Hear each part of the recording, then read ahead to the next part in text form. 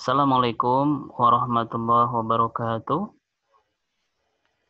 Bismillahirrahmanirrahim. Alhamdulillahirabbil alamin. Wassalatu wassalamu ala asrofil anbiya wal mursalin wa ala alihi washabihi ajmain amma ba'du. Mahasiswa semester 1 untuk mata kuliah Aswaja dan Pesantrenan sesuai dengan rencana perkuliahan semester, kita akan bahas kaitannya dengan dalil mazhab al-Asy'ari dan al-Maturidi, yaitu nanti kita ada poin pertama, dalil pertama tentang aswaja, dalil kedua, kemudian dalil yang ketiga. Oke, materi sudah saya siapkan ya, dalil mazhab al-Asy'ari dan al-Maturidi. Menurut mayoritas ulama bahwa mazhab al-Asy'ari dan al-Maturidi adalah golongan yang memerankan ahli sunnah wal jamaah. Nah, dalam konteks ini Imam Al-Hafidz Az-Zabidi mengatakan idza utliqa ahli sunnah wal jamaah fal muraddu bihim al-asy'ariyah wal maturidiyah. Nah, jadi apabila ahli sunnah wal jamaah disebutkan, maka yang dimaksudkan adalah pengikut mazhab al-Asy'ari dan al-Maturidi. Kemudian dalil mazhab al-Asy'ari dan al-Maturidi yang pertama yaitu mengikuti mainstream al-jamaah. Sebagian hadis-hadis tentang perpecahan umat menjelaskan bahwa golongan yang selamat ketika umat Islam terpecah belah menjadi beragam golongan adalah golongan al-jamaah. Hal ini sesuai dengan hadis an Muawiyah bin Abi Sufyan, inna Rasulullah sallallahu alaihi wasallam qama fina faqala ala inna man qablakum min ahlil kitab iftaraku ngala sintaini wa sab'ina millah wa inna hadhil millah sataftariku ala salasain wa sab'ina sintani wa sab'una finnar wahidatun fil jannah wahia al jamaah. Yang maksudnya adalah dari Muawiyah bin Abi Sufyan radhiyallahu an bahwa Rasulullah shallallahu alaihi wasallam bersabda, sesungguhnya kaum sebelum kalian dari pengikut ahli kitab terpecah menjadi 72 golongan dan umat ini ya akan terpecah menjadi 73 golongan. 72 golongan akan masuk neraka dan satu golongan yang akan masuk surga yaitu golongan al-jamaah. Kemudian yang kedua mengikuti ijma ulama. Rasulullah bersabda, "An Ibnu Umar anna Rasulullah sallallahu alaihi wasallam qala, innallaha la yasma'u ummati 'ala dolalah wa yadullahi ma'al jamaah wa man syadda syadda ilan nar." Nah, Rasulullah pernah bersabda, sesungguhnya Allah tidak akan mengumpulkan umatku dalam kesesatan. Pertolongan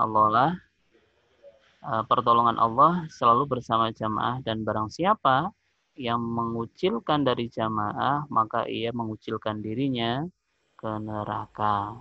Seperti itu. Kemudian yang ketiga, memelihara kebersamaan dan kolektivitas. Nah, sesuai dengan firman Allah surat Al-An'am ayat 159, A'udzubillahi minasyaitonirrajim. Innalladzina farraqu dinahum wa kanu syi'an lasta minhum fi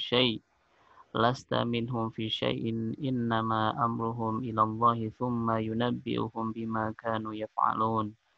Yang artinya sungguhnya orang-orang yang memecah belah agamanya dan mereka menjadi golongan, tidak ada sedikit pun tanggung jawabmu kepada mereka. Sungguhnya urusan mereka hanyalah terserah kepada Allah, kemudian Allah akan beritahukan kepada mereka apa yang telah mereka perbuat.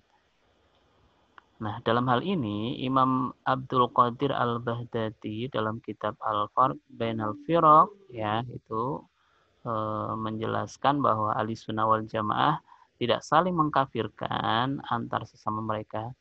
Di antara mereka tidak ada perselisihan pendapat yang membawa pada pemutusan hubungan dan pengkafiran. Oleh karena itu, mereka memang golongan al-jamaah selalu menjaga kebersamaan dan keharmonisan yang melaksanakan kebenaran. Allah selalu menjaga kebenaran dan pengikutnya sehingga mereka tidak terjerumus dalam ketidakharmonisan dan pertentangan. Dan tidak ada satu golongan di antara golongan-golongan sempalan kecuali di antara mereka terjadi sikap saling mengkafirkan, memutuskan hubungan, ya, seperti aliran Khawarij, Syiah, Qadariyah, Mu'tazilah.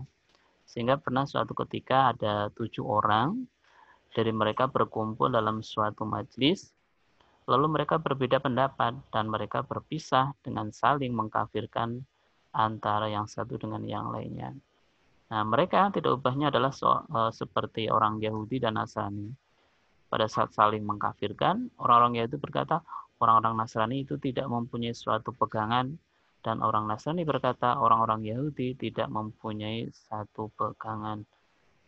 Kemudian yang keempat adalah golongan mayoritas al-sawad al-a'zam. Artinya bahwa ahli sunnah wal jamaah itu adalah faham yang diikuti oleh mayoritas kaum muslimin.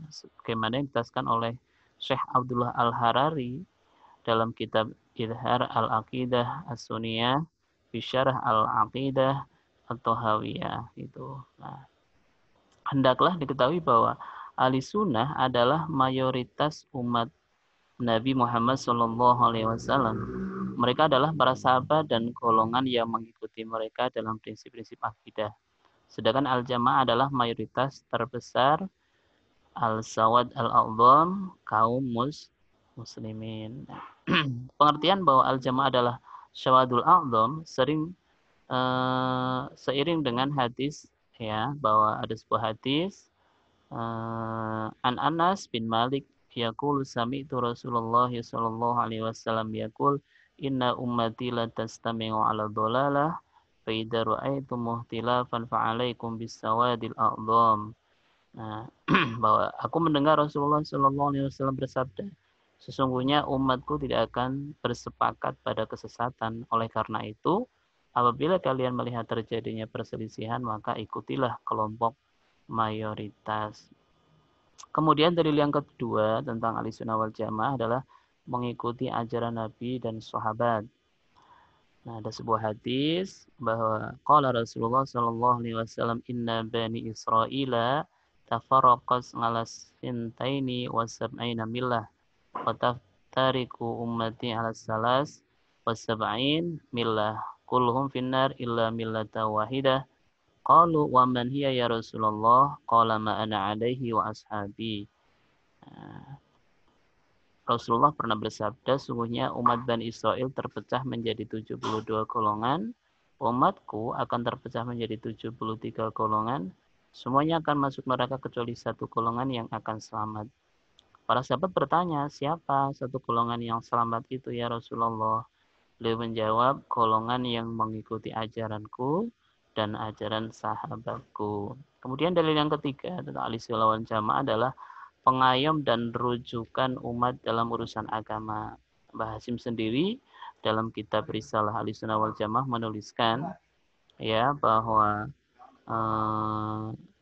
Asy-Syihab Al-Khafaji berkata dalam kitab Nasim Al-Riyad, golongan yang selamat adalah Ahlussunnah wal Jamaah. Dan dalam catatan pinggir As-Sanwani atas Muhtasar Ibnu Abi Jamrah terdapat keterangan mereka adalah Abu Hasan Al-Asy'ari dan pengikutnya yang merupakan Ahlus Sunnah dan pemimpin para ulama, karena Allah Subhanahu wa taala menjadikan mereka hujah atas makhluknya dan hanya mereka yang menjadi rujukan kaum muslimin dalam urusan agama mereka. Yang dimaksud dengan sabda Nabi, sesungguhnya Allah tidak akan mengumpulkan umatku atas kesesatan. Kemudian ada sebuah hadis Rasulullah pernah bersabda, ya, yang artinya bahwa ilmu agama ini akan dibawa oleh orang-orang yang adil dalam setiap generasi. Mereka akan membersihkan ilmu agama dari distorsi kelompok yang ekstrim, kehubungan mereka yang bermaksud jahat, dan penafsiran mereka yang bodoh. Terima kasih. Itu pertemuan yang ketiga. Mudah-mudahan ada manfaatnya. Teman-teman belajar terus. dengan keterbatasan. Nah, mungkin itu. Mari kita tutup dengan bacaan tahmid bersama-sama. Alhamdulillahirabbil alamin. Wallahul muwaffiq ila aqwamit thoriq. Assalamualaikum warahmatullahi wabarakatuh.